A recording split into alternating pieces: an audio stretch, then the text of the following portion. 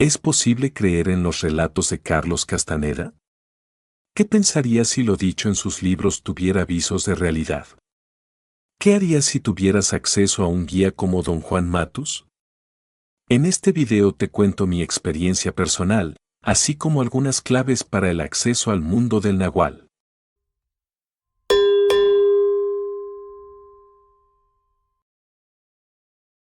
Recuerdo que, cuando estaba en la preparatoria, un amigo culto y algo excéntrico me había comentado algo en una charla de café. Me dijo que estaba leyendo libros de un sujeto que, como antropólogo, había estudiado a los brujos de México, pero que se había quedado atrapado en la experiencia y escrito desde la perspectiva del brujo, no del antropólogo.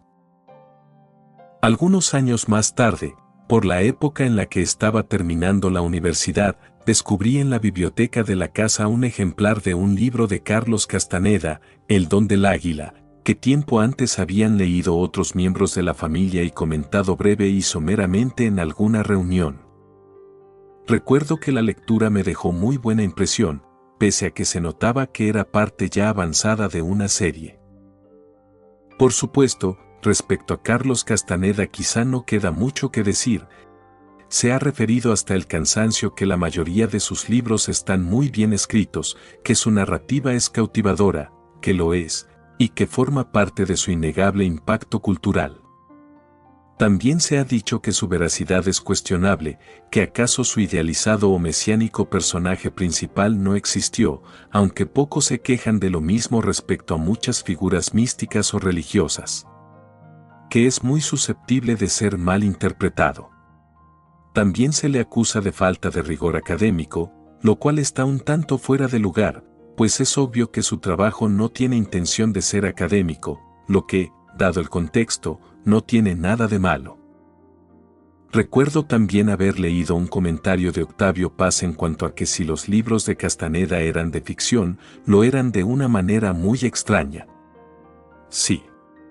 Bien o mal, despiertan una fascinación inherente a la condición humana, sobre todo en sus aspectos límite, la exploración de lo desconocido, la percepción, la conciencia y lo inacible de la vida misma, repartida entre varias realidades.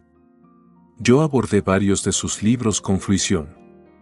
En los tiempos pre-internet, por alguna razón, o destino, no pude conseguir las enseñanzas de Don Juan sino hasta el final, es decir, fue la última obra que leí a fondo. Los libros que se publicaron en sus últimos tiempos me parecieron reciclajes mercantiles, ya no tan bien escritos, sino solo por aprovechar la bien merecida fama, en los que solo de vez en cuando se podía encontrar alguna idea nueva e interesante o una expuesta previamente pero con una perspectiva distinta. Tardé un poco en darme cuenta de que el Castaneda que figura en los libros era más bien un personaje con el cual siempre tuve una relación de amor-odio. Es decir, por un lado me sigue pareciendo un sujeto insoportable, pero que tuvo el mérito gigantesco, por eso mismo, de transmitir conocimientos mágicos o de gran valor tal cual los había recibido, aun si no los hubiera podido entender. Es bien sabido que no hay nada nuevo bajo el sol. De acuerdo con mi limitada experiencia, Castaneda no habló de nada que no se hubiera dicho antes, por ejemplo, y entre otras corrientes de pensamiento, en el taoísmo, budismo, hinduismo o la sabiduría cabalística. Sin embargo, como bien dijo Marcel Proust, en su obra En busca del tiempo perdido, hay ciertas cosas que se hablan mucho, pero que son tan importantes que siempre hay que volver a hablar de ellas. Castaneda lo hizo, ciertamente, de una forma a la vez refrescante, intrigante y novedosa. Quizá parte del éxito de Don Juan Matus es su naturaleza arquetípica, que se presenta como algo a lo que de una u otra forma todos aspiramos a ser, para navegar con éxito a una existencia superior, lo que sea que ésta signifique. Algo muy delicado a tener en cuenta, empero, es que a menudo los arquetipos también representan extremos y con ello desequilibrios que pueden complicar nuestra estancia en el mundo si no se ocupan con precaución. Bueno, La razón principal por la que me enganché por un tiempo con sus relatos no fue solamente su gran belleza, ni su valor poético, moral, existencial, metafórico, que está ahí aunque no necesariamente coincida con la vida diaria. No puedo decir si creo o no creo en sus relatos en general, aunque valdría la pena analizarlos pieza por pieza, si fuera el caso. La experiencia de la vida es diferente para cada quien, y esa es una de las razones para no creerle a nadie a pie juntillas. Pese a ello, la gente es crédula, a menudo más allá del sentido común. Creen en personajes que probablemente nunca vivieron, y si lo hicieron ahora son más leyenda que otra cosa, pues se han ido construyendo y deconstruyendo, pero eso es otro tema.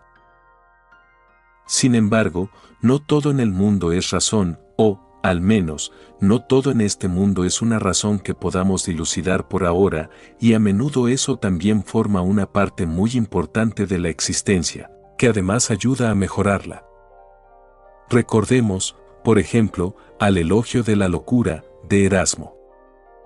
Pero volviendo a la razón por la que encontré sus relatos tan interesantes, esta fue ni más ni menos el que de hecho coincidieran con algunas de mis vivencias. Recuerdo, por ejemplo, que cuando yo tenía alrededor de 8 años de edad, mi padre, que era muy aficionado a la arqueología, gustaba de llevarnos a visitar ruinas prehispánicas. Eso era malo para mí, porque en las noches siguientes solía tener tremendas pesadillas en las que aparecían figuras que, según me di cuenta años más tarde, coincidían con experiencias que había descrito Castaneda en algunos relatos puntuales. También recuerdo que, de muy niño, me encantaba sentarme en el suelo durante horas entre el pie de mi cama y la cómoda de madera, para cerrar los ojos y contemplar una forma parecida a un ojo, hecha de luces brillantes de colores, que hasta la fecha logro contemplar en ocasiones. De esta encontré también una descripción similar en alguna obra de Castaneda. A menudo me he preguntado hasta dónde coincide esta visión con la cabalística puerta del Da'at o el llamado tercer ojo. Asimismo, en muchos sueños lúcidos y experiencias oníricas encontré figuras y situaciones similares a las descritas en varias de sus obras, que quizás sería un tanto prolijo referir por ahora, como la temporalidad de las cosas en este lado del mundo, el no hacer o la constante presencia de la muerte. Antes de leer libros de Castaneda yo había vivido por mi parte lo suficiente para observar y explotar algo parecido a lo que él llamó el movimiento del punto de encaje, así como otras cosas que describe, a través de mi propia experiencia, pero que con sus relatos pude comprender mejor. Básicamente, mi experiencia personal es la razón por la que considero que al menos una parte de lo comentado en sus obras es posible, aunque también he tenido experiencias que no coinciden en absoluto, lo cual me parece normal. Para ser espiritualmente sano es un requisito ser ferozmente independiente, y por ello me limito a compartirte unas reflexiones que podrían ser de utilidad. Los mitos no son absurdos. Lo que consideramos absurdo a menudo solo es una lógica distinta, que todavía no entendemos. Los mitos transmiten enseñanzas simbólicamente, a la manera del sueño. Aunque creer en ellos implica riesgos, o puede ser hasta peligroso, ¿qué tanto importa si los personajes míticos son verdaderos cuando sus enseñanzas son verdaderas y éstas nos ayudan a vivir mejor? Me parece que en cuanto a las obras de Castaneda es sano adoptar este enfoque.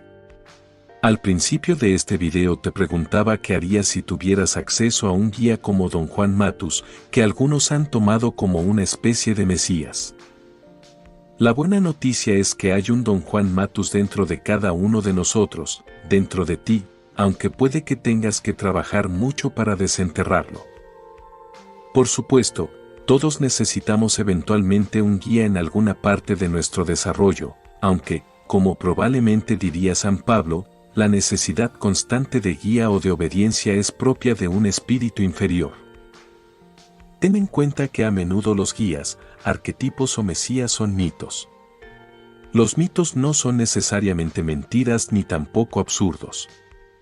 Lo que consideramos absurdo a menudo solo es una forma de pensamiento distinta, que todavía no entendemos. Los mitos transmiten enseñanzas simbólicamente a la manera del sueño. Nos ayudan a construir la identidad y a explorar aspectos sutiles pero poderosos de la realidad. Aunque creer en ellos implica riesgos, o puede ser incluso francamente peligroso, ¿qué tanto importa si las enseñanzas son auténticas y además prácticas? Eso es una decisión de cada quien. Hasta la fecha no parece que haya habido nadie salvado, lo que sea que ello signifique, por algún hijo directo de Dios, iluminado, profeta, santo, ángel o figuras similares o conexas. Los mesías existen, aunque como seres de razón. En realidad cada quien tiene su mesías, iluminado, profeta o ser mágico de su preferencia dentro de sí, en su templo del yo. Ya está ahí. Y quizás sería bueno que le dieras uso, ¿no crees? Para concluir te dejaré una lista que se me ocurrió a la primera de temas en la obra de Castaneda que me parecen de valor, aunque no está completa. Como sería largo hablar de todo ello, si tienes interés en verla, puedes pausar el video.